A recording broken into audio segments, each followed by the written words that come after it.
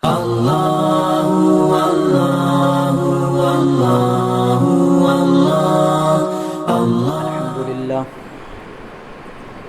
نحمده ونستعینه ونستغفره ونعوذ باللہ من شرور انفسنا وسیئات اعمالنا من يهده الله فلا مضل له ومن يضلله فلا هادي له واشهد ان لا اله الا الله وحده لا شريك له واشهد ان محمدا عبده ورسوله يا ايها الذين آمنوا اتقوا الله حق تقاته ولا تموتن الا وانتم مسلمون يا ايها الناس اتقوا ربكم الذي خلقكم من نفس واحدة وخلق منها زوجها وبث منهما رجالا كثيرا ونساء واتقوا الله الذي تساءلون به والأرحام إن الله كان عليكم رقيبا يا أيها الذين آمنوا اتقوا الله وقولوا قولا سديدا يصلح لكم أعمالكم ويغفر لكم ذنوبكم ومن يطع الله ورسوله فقد فاز فوزا عظيما أما بعد فإن خير الحديث كتاب الله وخير الهدي هدي محمد صلى الله عليه وسلم وشر الأمور محدثاتها وكل محدثة بدعة وكل بدعة ضلالة وكل ضلالة في النار وقال الله تبارك وتعالى في كلامه المجيد والفرقان الحميد يا أيها الذين آمنوا اتقوا الله ولتنظر نفس ما قدمت لغد واتقوا الله إن الله خبير بما تعملون وقال تعالى في موضع آخر يا أيتها النفس المطمئنة ارجعي إلى ربك راضية مرضية فادخلي في عبادي وادخلي جنتي رب اشرح لي صدري ويسر لي امري واحلل عقدة من لساني يفقهوا قولي رب زدني علما اللهم رب زدني علما آمین۔ ہر قسم کی تعریف و توصیف، کبریائی و بڑائی، حمد و ثنا اللہ رب العالمین احکم الحاکمین، خالق کائنات، مالک ارض و سما کے لیے لائق و زیبا ہے، جس کی حکومت، جس کی بادشاہت کائنات کے ہر ذرے کو محیط ہے۔ اس مختصر سی تعریف ربانی کے بعد لاتعداد انگنت درود و سلام نازل ہوں اللہ کے بھیجے ہوئے تمام انبیاء کرام پر، خصوصاً آخری نبی جناب محمد عربی صلی اللہ علیہ وسلم۔ اللہم صلی وسلم وبارک علیہ۔ حاضرین جمعہ، بزرگوں، نوجوان ساتھیوں، اسلامی ماؤں اور بہنوں، آج کے اس خطبہ جمعہ کا منتخب کردہ موضوع ہے تزکیہ نفس کا مفہوم اور اس کی اہمیت۔ موضوع کو غور سے سن لیجئے، تزکیہ نفس کا مفہوم اور اس کی اہمیت۔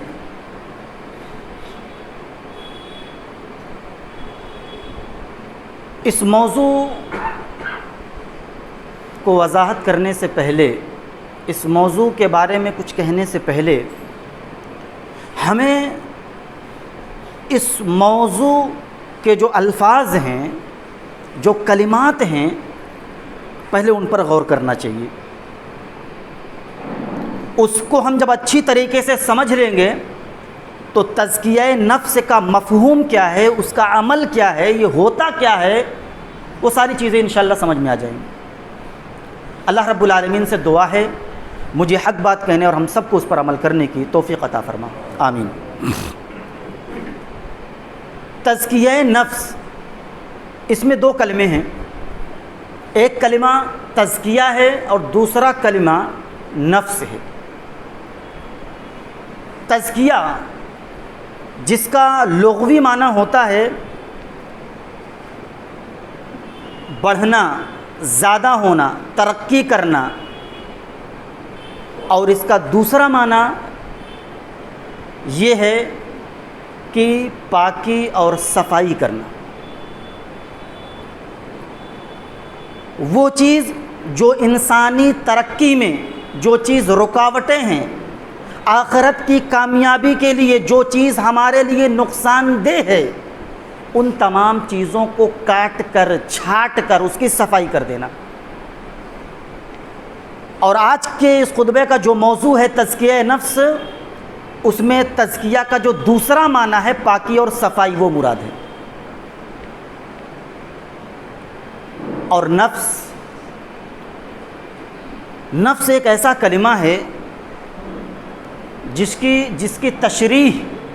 کرنے کے لیے کافی وقت چاہیے اور اس کے لیے کافی گہرائی سے مطالعہ چاہیے۔ اللہ رب العالمین نے قرآن کریم کے اندر نفس کو کئی مقام پر استعمال کیا ہے، اور یہ نفس قرآن کریم کے اندر بہت سارے معنوں کے لیے استعمال ہوا ہے۔ کہیں روح کے لیے استعمال ہوا ہے یہ نفس، کہیں اللہ رب العالمین نے اس نفس کو روح اور جسم دونوں کو ایک ساتھ کر کے ایک ذات کے لیے استعمال کیا ہے۔ تو جب ہم قرآن کا مطالعہ کریں گے، گہرائی سے پڑھیں گے، تو ہم کو پتہ چلے گا کہ یہ نفس کتنی جگہوں پر اللہ نے اس کو ذکر کیا ہے اور اس کے معنی اور مفہوم کیا ہے اور کن کن چیزوں کے لیے استعمال ہوا ہے۔ لیکن ہمارے خطبے کا جو موضوع ہے اس میں جو لفظ نفس استعمال ہوا ہے، اس سے مراد وہ نفس ہے جب اللہ رب العالمین نے انسانوں کو پیدا کیا، انسانوں کو بنایا، تو جب اللہ نے ہمیں پیدا کیا تو ہمارے پیدا کرنے کے بعد اللہ نے ہمارے جسم کے اندر نفس نام کی ایک ایسی قوت کو، ایک ایسی چیز کو رکھ دیا جس کا کام یہ ہے کہ وہ انسان کو کاموں پر ابھارتا رہتا ہے، چاہے وہ اچھا کام ہو یا برا کام ہو، اچھائی کی طرف لے جائے یا برائی کی طرف لے جائے۔ نفس کا یہ کام ہے کہ انسان کو ابھارتا رہتا ہے کاموں کی طرف۔ اور اس نفس کے اندر اللہ رب العالمین نے دو چیزوں کو رکھا ہے۔ اس نفس کا مجموعہ دو چیزوں سے ہے، خیر سے ہے اور شر سے ہے۔ اس کے اندر خیر بھی ہے، اس کے اندر شر بھی ہے۔ جب خیر غالب آتا ہے تو یہ نفس مطمئنہ بن جاتا ہے، لیکن جب اس پر شر غالب آ جاتا ہے تو یہ نفس امارہ بن جاتا ہے۔ اور اس کا مقام انسان کا دل ہے۔ اللہ نے جہاں ہمارا دل بنایا ہے سینے میں، اسی مقام پر اللہ نے نفس کو رکھ دیا ہے۔ اور جب اس نفس کے اوپر شر غالب آتا ہے، شر خیر کو دبا دیتا ہے اور پورے نفس پر شر کا غلبہ ہو جاتا ہے، تو وہ اللہ رب العالمین کی طرف سے اس نفس پر، اس دل پر مہر لگا دی جاتی ہے۔ آپ نے ایک حدیث بارہ سنا ہوگا کہ انسان جب کوئی گناہ کرتا ہے، کوئی غلط کام کرتا ہے، تو اس کے دل پر ایک سیاہ نقطہ پڑ جاتا ہے۔ جب یہ گناہ کرتا رہتا ہے تو ایک کے بعد ایک نقطے پڑتے رہتے ہیں، یہاں تک کہ پورا دل سیاہ ہو جاتا ہے، ظلمت سے پورا دل ڈھک جاتا ہے، شر کا پوری طریقے سے غلبہ ہو جاتا ہے، خیر وہاں سے مٹ جاتا ہے۔ لیکن جب ہم گناہ کرتے ہیں، ہم سے غلطیاں ہو جاتی ہیں، ہم توبہ کر لیتے ہیں، تو وہ نقطہ، سیاہ نقطہ مٹ جاتا ہے، پھر ہمارا دل پاک و صاف ہو جاتا ہے۔ لیکن جو شخص گناہ پر گناہ کرتا رہتا ہے، شر اس کے اوپر غالب ہوتا رہتا ہے، تو اس کا دل پورا کا پورا سیاہ ہو جاتا ہے۔ اسی کو اللہ رب العالمین نے فرمایا، ختم اللہ علی قلوبہم وعلی سمعہم وعلی ابصارہم غشاوہ ولہم عذاب عظیم۔ اللہ نے فرمایا کہ ہم نے ایسے لوگوں کے دلوں پر مہر لگا دیا۔ مہر کا کیا مطلب؟ یعنی وہ دل پوری طریقے سے شر سے ڈھک چکا ہے، اب اس کے اندر خیر کی کوئی بھی بات اندر گھس نہیں سکتی ہے، مہر لگ گئے۔ اب اس کے اندر نہ کوئی چیز داخل ہو سکتی ہے، نہ کوئی چیز اس سے باہر نکل سکتی ہے۔ اسی کو اللہ رب العالمین نے سورہ اعراف میں ایک دوسرے انداز میں بیان فرمایا۔ اللہ نے فرمایا، وَلَقَدْ ذَرَأْنَا لِجَهَنَّمَ كَثِيرًا مِّنَ الْجِنِّ وَالْإِنسِ، ہم نے بہت سارے جناتوں اور انسانوں کو جہنم کے لیے پیدا کیا ہے۔ وہ کون سے لوگ ہیں؟ وہ کون سے جن و انس ہیں؟ اللہ نے اس کی آگے تشریح کی، وہ ایسے لوگ ہیں لہم قلوب لا یفقہون بہا، وہ ایسے لوگ ہیں جن کے پاس دل تو ہے لیکن اس کے اندر کوئی فقاہت نہیں ہے، کوئی سمجھ نہیں ہے۔ دل تو ہے لیکن دل سے وہ سمجھنے کا کوئی کام نہیں کرتے۔ کیوں؟ دل پر مہر لگ چکی ہے، اب اسے اچھی چیز سمجھ ہی میں نہیں آتی ہے۔ وَلَهُمْ أَعْيُنٌ لَا يُبْصِرُونَ بِهَا، آنکھیں تو ہیں، حق دکھائی نہیں دیتا۔ وَلَهُمْ آذَانٌ يَسْمَعُونَ بِهَا لَا يَسْمَعُونَ بِهَا، اور ان کے پاس کان تو ہے لیکن اس سے حق سنائی نہیں دیتا۔ اولئک کالانعام بل ہم اضل، اللہ نے فرمایا یہی وہ لوگ ہیں جو چوپائے ہیں بلکہ چوپائے سے بھی زیادہ غیر گزرے اور بدتر اور گمراہ ہیں۔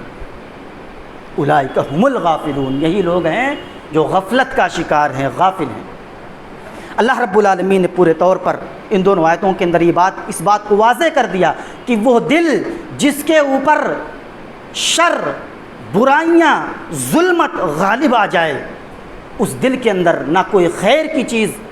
اندر داخل ہو سکتی ہے، نہ اس دل سے خیر کی کوئی بھی چیز باہر نکل سکتی ہے۔ اسی لیے انسان جب انتہائی ظلمتوں میں، برائیوں میں گھر جاتا ہے، نہ اسے آنکھ سے حق دکھائی دیتا ہے، نہ کان سے اسے حق سنائی دیتا ہے، اور نہ ہی دل سے اور دماغ سے اس کے اوپر غور و فکر کرنے کی اسے توفیق ملتی ہے۔ اس کے سامنے آپ کتنی بھی اچھائی کی باتیں کریں، کتنی بھی خیر کی باتیں کریں، کتنا قرآن اس کو سنا دیں، وہ ایسا ہی رہتا ہے جیسے بھینس کے آگے بین بجائے بھینس کھڑی پبرائے، اسے کچھ سمجھ میں نہیں آتا ہے۔ تو یہ نفس ہے جس کے اندر اللہ رب العالمین نے دونوں چیزوں کو رکھا ہے۔ اگر خیر غالب آ جائے تو نفس مطمئنہ بن جاتا ہے، شر غالب آ جائے تو وہ نفس امارہ بن جاتا ہے۔ اور اللہ رب العالمین کے ہاں کامیابی کے لیے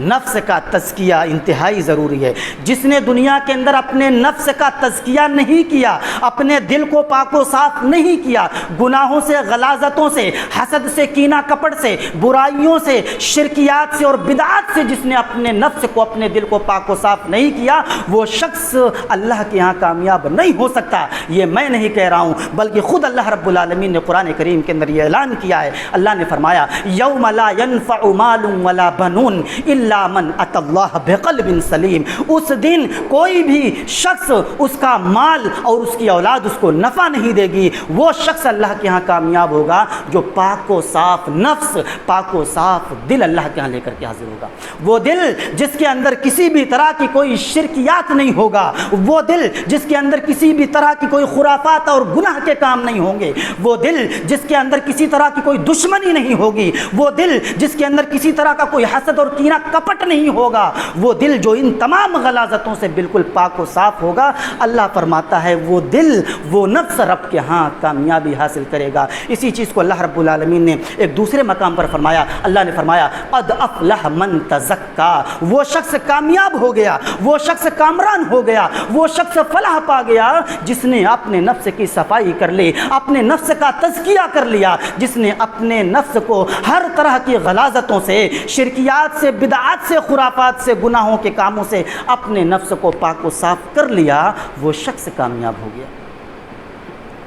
ایک دوسری جگہ اللہ رب العالمین نے اس نفس کی قسم کھاتے ہوئے فرمایا وَنَفْسٍ وَمَا سَوَّاهَا، قسم ہے نفس کی اور اس کے درست کرنے کی۔ فَأَلْهَمَهَا فُجُورَهَا وَتَقْوَاهَا، یہ وہ نفس ہے جس کو خیر کی بھی باتیں بتا دی گئی ہیں، تقویٰ کی باتیں بھی بتا دی گئی ہیں، اور شر کے اور فجور گناہ کے کام کو بھی بتا دیا گیا ہے۔ اس کو بتا دیا گیا ہے یہ خیر ہے اور یہ شر ہے۔ فَأَلْهَمَهَا فُجُورَهَا وَتَقْوَاهَا قَدْ أَفْلَحَ مَنْ زَكَّاهَا، وہ شخص کامیاب ہو گیا جس نے دنیا کے اندر اپنے نفس کو برائیوں سے، غلاظتوں سے، شرکیات سے، خرافات سے، گناہ کے کاموں سے اپنے نفس کو پاک و صاف کر لیا، اور وہ شخص ناکام ہو گیا، نامراد ہو گیا، خائب و خسارہ اٹھانے والا ہو گیا۔ من دساہا، جس نے اپنے نفس کو غلاظتوں کے اندر ڈبو دیا، شرکیات کے اندر ڈبو دیا، خرافات کے اندر ڈبو دیا، دشمنی کے اندر ڈبو دیا، عداوت کے اندر ڈبو دیا، حسد و کینے کے اندر ڈبو دیا، جس نے اپنے نفس کو خاک آلود کر دیا، وہ شخص نقصان اٹھانے والا ہو گیا۔ اسی لیے اللہ رب العالمین نے قرآن کریم کے اندر بار بار اس نفس کو مخاطب کر کے اس پر غور و فکر کرنے کی، اس کی اصلاح کرنے کی اللہ رب العالمین نے دعوت دی ہے۔ اسی لیے اللہ رب العالمین نے تمام مومنوں کو مخاطب کر کے فرمایا یا ایھا الذین آمنوا اتقوا اللہ ولتنظر نفس ما قدمت لغد واتقوا اللہ ان اللہ خبیر بما تعملون۔ اللہ فرماتا ہے اے وہ لوگوں جو ایمان لے کر کے آئے ہو، اے مومنوں تمام کے تمام اپنے کان کو کھول کر کے سن لو۔ اللہ اعلان کر رہا ہے، اللہ مومنوں کو مخاطب کر رہا ہے، اے میرے مومنوں، اے مجھ پر ایمان لانے والے بندو، اے مومنوں غور سے سنو۔ اللہ فرماتا ہے کہ تم اللہ رب العالمین کا تقوی حاصل کرو، اللہ سے ڈرو، اللہ کا خوف اختیار کرو۔ وَلْتَنْظُرْ نَفْسٌ مَا قَدَّمَتْ، اور ہر نفس یہ غور و فکر کر لے، وہ دیکھ لے کہ وہ کل قیامت کے لیے، کل میدان محشر کے لیے، حساب و کتاب کے لیے وہ کیا کچھ عمل کر رہا ہے، وہ جو کچھ بھی عمل کر رہا ہے اس پر غور و فکر کرے کہ وہ کر کیا رہا ہے، اچھائیاں کر رہا ہے کہ برائیاں کر رہا ہے، نیکیاں کر رہا ہے کہ کسی کی چغلی اور برائیوں میں لگا ہوا ہے۔ وَلْتَنْظُرْ نَفْسٌ مَا قَدَّمَتْ لِغَدٍ وَاتَّقُوا اللَّهَ، پھر اللہ نے فرمایا اللہ کا تقوی اختیار کرو، یقیناً اللہ رب العالمین تمہارے ہر عمل کے بارے میں باخبر ہے، وہ تمہارے ذرے سے ذرہ کوئی بھی کام ہو کہیں پر بھی چھپ کر کے کیا جائے، اللہ رب العالمین ہر ہمارے عمل سے باخبر ہے، ہر ہمارے عمل کو جاننے والا ہے۔ اللہ رب العالمین نے اس آیت کے اندر یہ پیغام دیا کہ اے لوگو دیکھو، غور کرو، دنیا کے اندر جو کچھ بھی تم کام کر رہے ہو، جو کچھ بھی تم عمل کر رہے ہو اس پر غور و فکر کرو، دیکھو کیا وہ عمل ایسے ہیں جو تم کو جہنم سے بچا سکتے ہیں، جہنم سے نجات دے سکتے ہیں، کیا وہ ایسے عمل ہیں جو تم کو جنت کے اندر داخلہ دلا سکتے ہیں۔ غور کرو کہ تم عمل کیا کر رہے ہو، اس نفس کا تزکیہ کرو۔ صحابہ کرام کس قدر اپنے نفس کو ہر طرح کی غلاظتوں سے، برائیوں سے، گناہ کے کاموں سے ہر وقت اس کو پاک و صاف کرنے کے لیے تیار رہتے تھے۔ حضرت حنظلہ رضی اللہ تعالیٰ عنہ ایک مقام پر تھے، ان سے ملاقات کرنے کے لیے حضرت ابو بکر رضی اللہ تعالیٰ عنہ آتے ہیں، یا ان سے کسی جگہ پر ملاقات ہو جاتی ہے۔ حضرت حنظلہ رضی اللہ تعالیٰ عنہ سے حضرت ابو بکر صدیق رضی اللہ تعالیٰ عنہ نے سوال کیا۔ یہ واقعہ بہت غور سے سننے کا ہے، اس سے عبرت حاصل کرنے کا ہے۔ حضرت ابو بکر صدیق رضی اللہ تعالیٰ عنہ نے کہا کہ اے حنظلہ کیا حال چال ہے، سلام دعا کیا، ان سے خیریت دریافت کی۔ حضرت حنظلہ رضی اللہ تعالیٰ عنہ نے کہا کہ حنظلہ تو منافق ہو گیا ہے۔ ایک صحابی، جلیل القدر صحابی اپنے آپ کو کہہ رہے ہیں حنظلہ تو منافق ہو گیا ہے۔ حضرت ابو بکر صدیق رضی اللہ تعالیٰ عنہ حیران و پریشان ہو گئے، آخر بات کیا ہے، اتنا جلیل القدر صحابی کیا کہہ رہا ہے کہ حنظلہ تو منافق ہو گیا ہے۔ حضرت ابو بکر صدیق رضی اللہ تعالیٰ عنہ نے دریافت کیا اے حنظلہ آخر بات کیا ہے، بات کیا ہے، تم ایسی بات کر رہے ہو؟ اس نے کہا ہاں کہ اے ابو بکر صدیق رضی اللہ تعالیٰ عنہ، ہم جب اللہ کے نبی صلی اللہ علیہ وسلم کے پاس ہوتے ہیں، آپ قرآن کی بات کرتے ہیں، آپ ہم کو حدیثیں سناتے ہیں، جنت اور جہنم کا تذکرہ کرتے ہیں، تو ہمارا دل اتنا عروج پر ہوتا ہے، ہمارا ایمان اتنا عروج پر ہوتا ہے، اتنا بلندی پر ہوتا ہے، ہم کو ایسا لگ رہا ہوتا ہے کہ ہم جنت کو بھی اپنی آنکھوں سے دیکھ رہے ہیں، جہنم کو بھی اپنی آنکھوں سے دیکھ رہے ہیں۔ لیکن جب ہم اللہ کے نبی صلی اللہ علیہ وسلم کے پاس سے نکل جاتے ہیں، مسجد سے ہم ہٹ جاتے ہیں اور اپنے بیوی بچوں میں مشغول ہو جاتے ہیں، دنیا کے کاموں میں ہم مشغول ہو جاتے ہیں، تو اس میں سے بہت ساری چیزیں ہمارے ذہن و دماغ سے فر ہو جاتی ہیں، ختم ہو جاتی ہیں، ہم بھول جاتے ہیں، تو مجھے ایسا لگتا ہے کہ میں منافق ہو گیا ہوں۔ حضرت ابو بکر صدیق رضی اللہ تعالیٰ عنہ جب ان کی یہ بات سنتے ہیں، وہ بھی حیران ہو جاتے ہیں اور کہتے ہیں کہ صرف یہ کیفیت تمہاری ہی نہیں، یہ کیفیت میری بھی ہے۔ لہٰذا دونوں نے اپنے نفس کا تزکیہ کرنے کے لیے کوئی گناہ کا کام نہیں کیا، لیکن دل میں یہ خیال آیا کہ ہم اللہ کے نبی کے پاس سے دین کی باتیں سنتے ہیں اور دنیا میں جب مشغول ہوتے ہیں تو بہت ساری چیزیں ہم بھول جاتے ہیں، لہٰذا اپنے نفس کا تزکیہ کرنے کے لیے دونوں اللہ کے نبی صلی اللہ علیہ وسلم کے پاس تشریف لے جاتے ہیں، اور سلام دعا کے بعد حضرت حنظلہ نے پھر وہی جملہ دہرایا، حنظلہ تو منافق ہو گیا ہے۔ اللہ کے نبی صلی اللہ علیہ وسلم نے یہ جملہ سننے کے بعد آپ بھی حیران ہو جاتے ہیں، آپ پوچھتے ہیں حنظلہ بات کیا ہے؟ حضرت حنظلہ رضی اللہ تعالیٰ عنہ پھر وہی دہراتے ہیں کہ اللہ کے نبی جب ہم آپ کی مجلسوں میں ہوتے ہیں، آپ کے پاس ہوتے ہیں، آپ جنت کا تذکرہ کرتے ہیں، جہنم کا تذکرہ کرتے ہیں، ہمارا ایمان اتنا عروج پر ہوتا ہے گویا کہ ہم جنت کو بھی اپنی آنکھوں سے دیکھ رہے ہیں، جہنم کو بھی اپنی آنکھوں سے دیکھ رہے ہیں، لیکن جب آپ کے پاس سے جاتے ہیں، آپ کی مجلس سے اٹھ کر کے ہم دنیا کے کاموں میں مشغول مشغول ہوتے ہیں، بیوی بچوں میں پڑ جاتے ہیں، تو اس میں سے بہت ساری باتیں ہمارے ذہن و دماغ سے نکل جاتی ہیں، مجھے ایسا لگتا ہے کہ میں منافق ہو گیا ہوں۔ اللہ کے نبی صلی اللہ علیہ وسلم نے فرمایا کہ اے حنظلہ بات ایسی نہیں ہے، بات اگر ایسی ہوتی، اگر یہ کیفیت جو میرے پاس ہوتی ہے، میری مجلس میں ہوتی ہے، یہی کیفیت اگر ہمیشہ تمہاری باقی رہے، دنیا کے کام میں مشغول ہونے کے بعد بھی باقی رہے، تو اے حنظلہ رب کعبہ کی قسم، اس ذات کی قسم جس کے ہاتھ میں میری جان ہے، فرشتے آسمانوں سے اتر کر کے تمہارے بستروں میں اور تمہارے سڑکوں پر راستوں پر تم سے مصافحہ کرنے کے لیے چلے آئیں گے، تم اتنے پاک و صاف ہو جاؤ گے۔ لیکن اے حنظلہ یہ مقام الگ ہے، وہ مقام الگ ہے، یہاں پر کیفیت ہی ایسے ہوتی ہے اور وہاں پر کیفیت ہو جاتی ہے۔ اس واقعہ کو بیان کرنے کا مقصد یہ ہے کہ وہ صحابی جن سے کوئی گناہ نہیں ہوا، جن سے کوئی غلطی نہیں ہوئی، بس نفس کے اندر، دل کے اندر یہ خیال آیا کہ دین کی بہت ساری باتیں سننے کے بعد میں بھول جاتا ہوں، کہیں ایسا تو نہیں کہ میں منافق ہو گیا ہوں۔ اپنے نفس کا تزکیہ کرنے کے لیے دوڑے دوڑے اللہ کے نبی صلی اللہ علیہ وسلم کے پاس آ گئے۔ ذرا سوچئے ہمیں کیا کرنا چاہیے، ہم قدم قدم پر گناہوں میں ملوث ہیں، ہم سے قدم قدم پر گناہ ہو جاتے ہیں، کسی کی برائی کر جاتے ہیں، کسی کی غیبت کر جاتے ہیں، کسی کو تکلیف دے جاتے ہیں، کسی کا مال ہڑپ لیتے ہیں، کسی کی زمین و جائیداد پر قبضہ کر لیتے ہیں، طرح طرح کے گناہوں میں ہم مشغول ہوتے ہیں۔ ہمیں کس قدر اپنے نفس کا تزکیہ کرنا چاہیے، اپنے نفس کی پاکی اور صفائی کرنی چاہیے، کس قدر ہم کو اپنے نفس کے اندر ان تمام برائیوں کو ختم کرنے کی محنت اور کوشش کرنی چاہیے۔ یہ نفس ایسا ہے کہ جو انسان کو ہمیشہ برائی کی طرف ابھارتا رہتا ہے۔ اسی لیے اللہ رب العالمین نے قرآن کریم کے اندر حضرت یوسف علیہ السلام کے اس قول کو نقل کیا ہے جب انہوں نے اس وقت کہا، جب دربار میں ان پر الزام لگانے والی عورتوں نے اپنے جرم کا اعتراف کر لیا اور کہا کہ یوسف علیہ السلام گناہ سے بالکل بری ہیں، ہم ان کے بارے میں گناہ کرنے کا کیا، ہم یہ خیال بھی نہیں کرتے کہ ان سے کوئی گناہ بھی ہوتا ہوگا۔ انہوں نے اعتراف کیا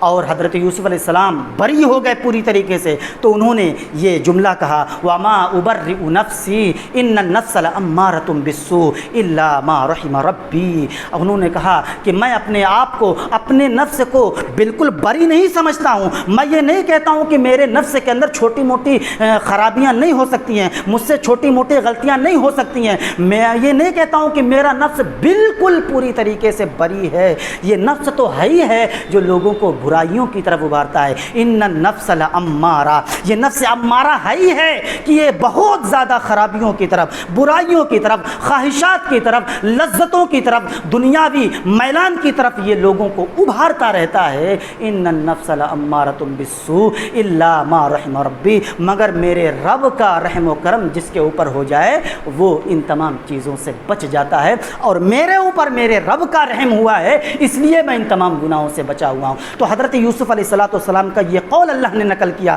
اور فرمایا کہ ان النفس لامارہ، نفس وہ ہے، نفس امارہ وہ ہے جو انسان کو بہت زیادہ خرابیوں کی طرف، گناہوں کی طرف ابھارتا رہتا ہے۔ اور یقیناً نفس امارہ، اللہ نے جو ہمارے اندر نفس پیدا کیا ہے وہ صرف ایک ہی نفس ہے، بہت سارا نفس نہیں ہے، وہ صرف اور صرف ایک نفس ہے۔ اس کی حالتیں بدلتی رہتی ہیں، اس کی حالتیں بدلتی رہتی ہیں انسان کی کوشش اور اس کے عمل کے حساب سے۔ اگر وہ اچھائیوں کی طرف جا رہا ہے تو اس کا نفس اچھائیوں کی طرف اس کو ابھارے گا، اور اگر وہ برائیوں کی طرف جا رہا ہے تو پھر اس کا نفس اس کو برائیوں کی طرف ابھارتا رہے گا۔ یہ نفس امارہ، یہ جو کیفیت ہے اس نفس کی امارہ ہونے کی، تو یہ اپنی جبلت کے اعتبار سے، اپنی فطرت کے اعتبار سے، اپنی عادت کے اعتبار سے بہت زیادہ انسانوں کو گناہوں کے کاموں کی طرف، لذتوں کی طرف، خواہشات کی طرف ابھارتا رہتا ہے۔ یہ نفس انسان کو بار بار خواہشیں دلاتا ہے، آرزویں اور تمنائیں دلاتا ہے، یہاں تک کہ انسان دنیا کے اندر تمنائیں کرتا رہتا ہے، آرزویں کرتا رہتا ہے، یہ حاصل کر لوں، وہ حاصل کر لوں، یہ کما لوں، وہ کما لوں، یہ بلڈنگ بنا لوں، وہ بلڈنگ بنا لوں، ایسا وہ کرتا رہتا ہے یہاں تک کہ وہ اس دنیا سے رخصت ہو جاتا ہے، موت آ جاتی ہے، وہ اس دنیا سے چلا جاتا ہے، لیکن اس کی آرزویں ختم نہیں ہوتی ہیں۔ کیوں؟ اس لیے کہ نفس امارہ ایسا ہے کہ وہ کبھی آرزوؤں کو ختم ہونے ہی نہیں دیتا، وہ ایک کے بعد ایک خواہشیں دل کے اندر پیدا کرتا رہتا ہے۔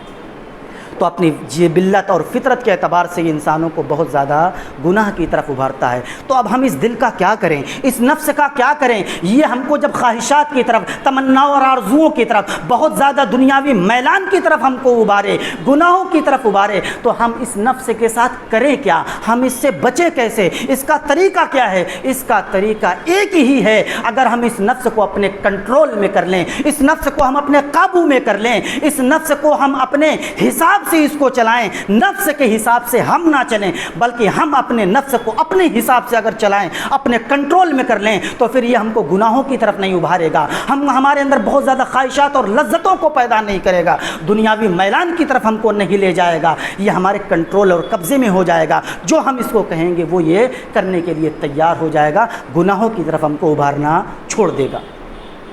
علامہ بوصیری نے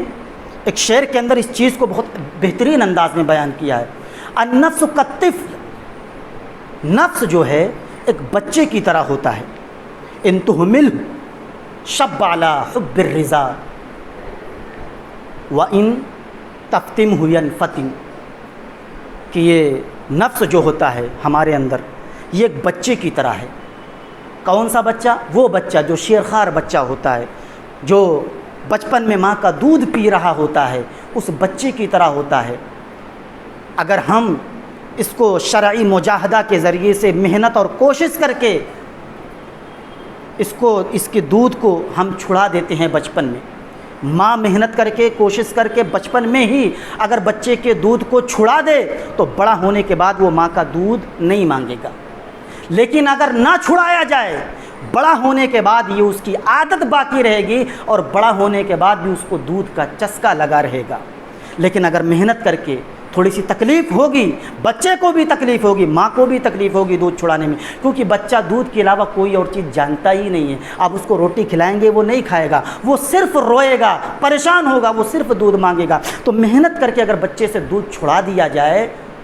تو وہ چھوڑ دے گا اور بڑا ہونے کے بعد وہ دودھ نہیں مانگے گا۔ ایسا ہی ہمارا نفس ہے، اگر ہم محنت کر کے کوشش کر کے شرعی ریاضتوں کے ذریعے سے، شرعی مجاہدہ کے ذریعے سے، وہ مجاہدہ نہیں جو صوفی لوگ کرتے ہیں، وہ مجاہدہ نہیں جو جوگی بابا لوگ کرتے ہیں کہ وہ اپنے بیوی بچوں کو چھوڑ کر کسی کونے میں بیٹھ گئے، اللہ اللہ کرنے لگے، کسی پہاڑ پر چلے گئے، شادی نہیں کی، بالکل ایک دم تمام چیزوں سے، دنیاوی چیزوں سے بالکل الگ تھلگ ہو گئے کہ نہیں دنیا میں پڑ جاؤں گا، کاروبار میں پڑ جاؤں گا، بھی بچوں میں پڑ جاؤں گا تو پھر میں اللہ کی عبادت نہیں کر پاؤں گا، یہ بہانہ کر کے اور وہ اس طرح کی چیزوں کر رہے ہیں۔ شریعت اس کا ہرگز حکم نہیں دیتا ہے۔ شرعی مجاہدہ کیا ہے وہ میں انشاءاللہ آخر میں آپ کو بتاؤں گا۔ شرعی مجاہدہ کے ذریعے سے اگر ہم اپنے اس نفس کو کنٹرول کر لیں، اپنے قابو میں کر لیں، تو پھر یہ ہم کو گناہ پر نہیں ابھارے گا، گناہ پر ابھارنا چھوڑ دے گا۔ اور یہ نفس امارہ جو بہت زیادہ برائیوں کی طرف ابھارتا ہے، یہ نفس امارہ نہیں رہے گا،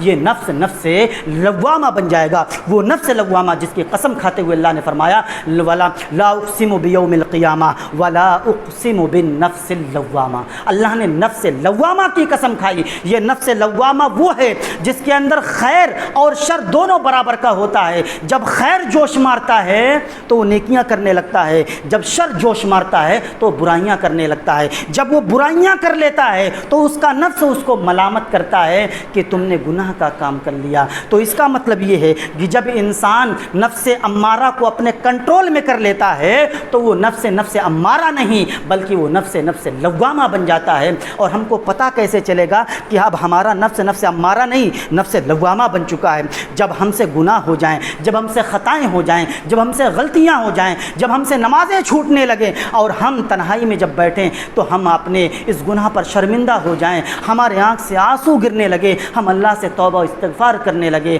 ہم نے کسی کو برا بھلا کہہ دیا، تنہائی میں ہوئے ہم کو افسوس ہوا کہ میں نے اس کو برا بھلا کہہ دیا، مجھ کو نہیں کہنا چاہیے گا۔ ہم کسی کے زمین و جائیداد پر قبضہ کر لیں، تنہائی میں پہنچیں، ہم کو احساس پیدا ہو جائے کہ نہیں ہم نے غلط کیا، صبح میں اس کی میں چیز کو واپس کر دوں گا۔ انسان جب گناہ کرے، گناہ کرنے کے بعد اس کو شرمندگی آئے، اس کو افسوس ہو اپنے اس گناہ کے کام پر، تو اس کو سمجھ جانا چاہیے کہ اب اس کا یہ نفس امارہ نہیں، اس کا یہ نفس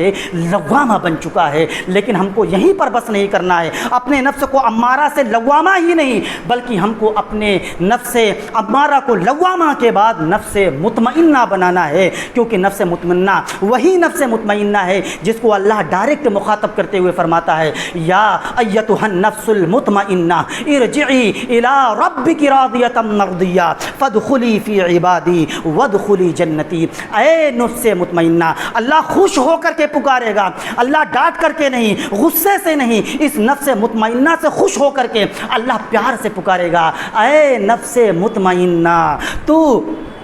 دنیا کے اندر مجھ سے راضی تھی اور آخرت کے اندر میں تجھ سے راضی ہوں۔ اے نفس مطمئنہ ارجعی الی ربک، تو اپنے رب کی طرف لوٹ جا راضی اور مرضی ہو کر کے۔ دنیا کے اندر تو میرے احکام سے راضی تھی، تو نے میرے احکام کے مطابق زندگی گزاری ہے، اپنے نفس کو میرے احکام کے مطابق اور اس کے فرمان کے مطابق تم نے گزارا ہے، لہٰذا دنیا کے اندر تو مجھ سے راضی، آخرت کے اندر میں تجھ سے راضی ہوں، تو میرے بندوں میں داخل ہو جا اور میری جنت کے اندر تو داخل ہو جا۔ تو ہم کو نفس مطمئنہ بنانا ہے۔ نفس مطمئنہ وہ نفس ہوتا ہے جس کے اندر پوری طریقے سے شر ختم ہو جاتا ہے، خیر پورے نفس پر غالب ہوتا ہے، اس کا دل پوری طریقے سے نورانی ہوتا ہے، اور یہ دل اس نورانیت کو پمپ کر کے پورے جسم کے اندر اس نورانیت کو پھیلا دیتا ہے۔ اب اس سے خطائیں نہیں ہوتی ہیں، اس سے غلطیاں نہیں ہوتی ہیں، اس سے گناہ کے کام نہیں ہوتے ہیں، کیونکہ وہ شر والا نفس اب اس کو برائیوں کی طرف، لذتوں کی طرف،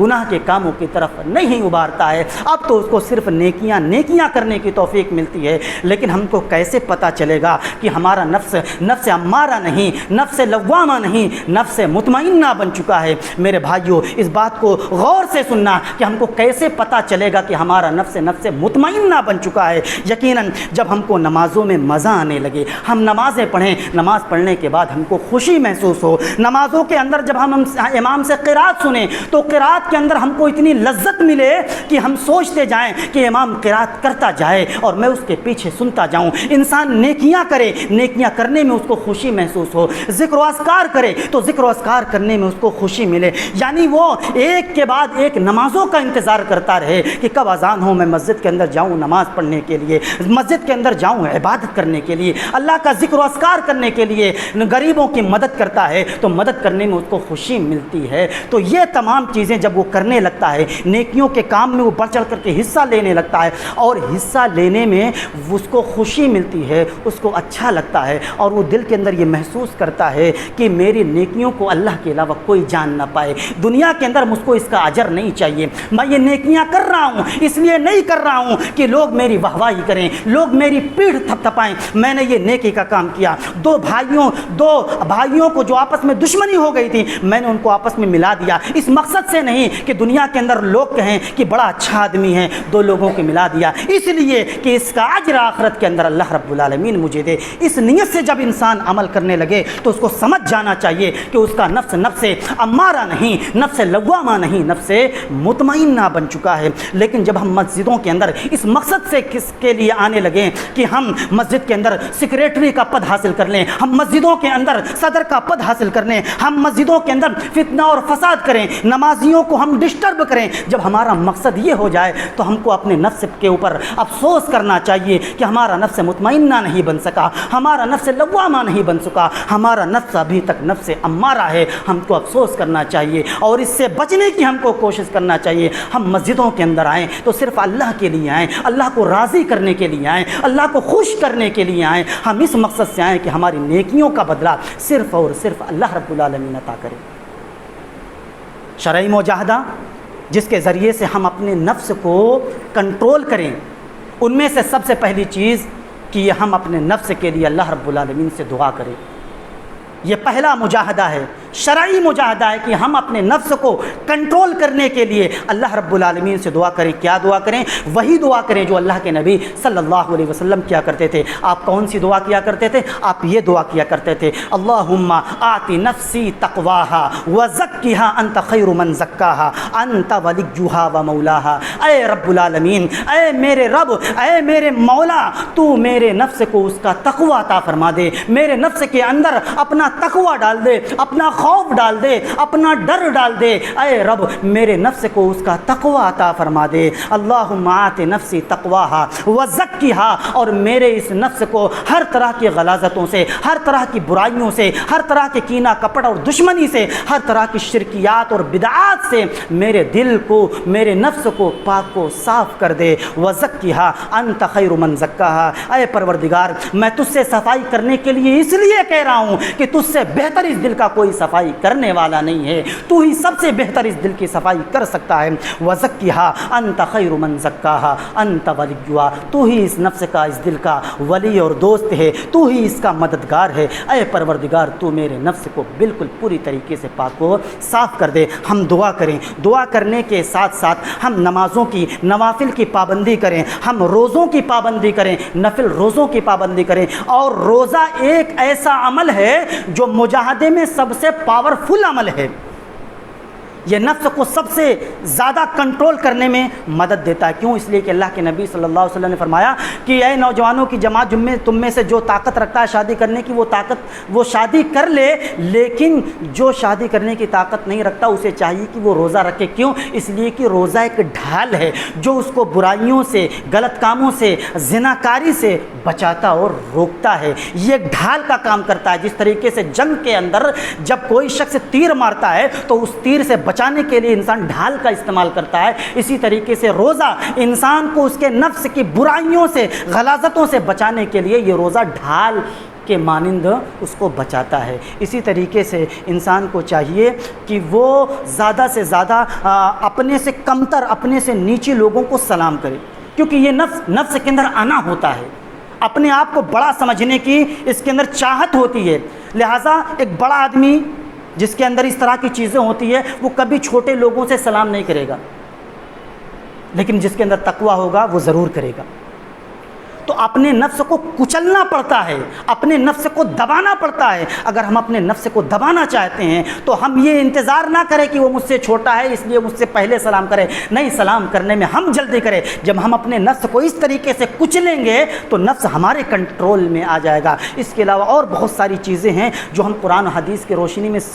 میں وہ چیزیں جان کر کے، سیکھ کر کے، اس کے مطابق عمل کر کے ہم اپنے نفس کو اپنے کنٹرول میں کر سکتے ہیں۔ آخر میں اللہ رب العالمین سے دعا ہے کہ اے پروردگار تو ہمارے نفس کو ہر طرح کی غلاظتوں سے پاک و صاف کر دے۔ اے اللہ تو ہمیں اس بات کی توفیق دے کہ ہم اپنے نفس کو شرعی مجاہدہ کے ذریعے سے اپنے کنٹرول اور قبضے میں کر لیں۔ اے اللہ تو ہم کو ہر طرح کے گناہوں سے، برائیوں سے بچنے کی توفیق عطا فرما، خیر کے کاموں میں ہمیں بڑھ چڑھ کر کے حصہ لینے کی توفیق عطا فرما۔ اے اللہ تو ہم تمام بھائیوں کو، ہم مسلمانوں کو ایک پلیٹ فارم پر کر دے، ہمارے دلوں کو ایک کر دے، ایک دوسرے سے ہم کو محبت کرنے کی توفیق عطا فرما۔ آمین۔ وآخر دعوانا ان الحمد للہ رب العالمین۔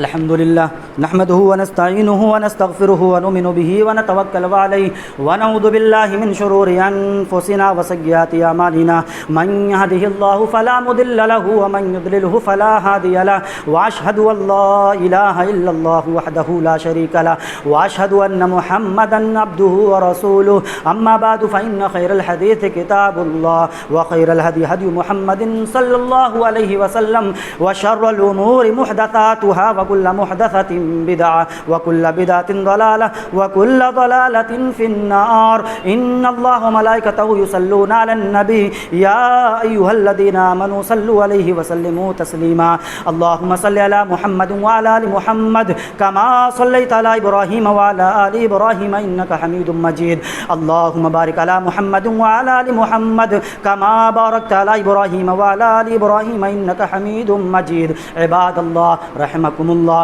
إن الله يأمر بالعدل والإحسان وإيتاء ذي القربى وينهى عن الفحشاء والمنكر والبغي يعظكم لعلكم تذكرون اذكروا الله يذكركم وادعوه يستجب لكم ولذكر الله أكبر والله يعلم ما تصنعون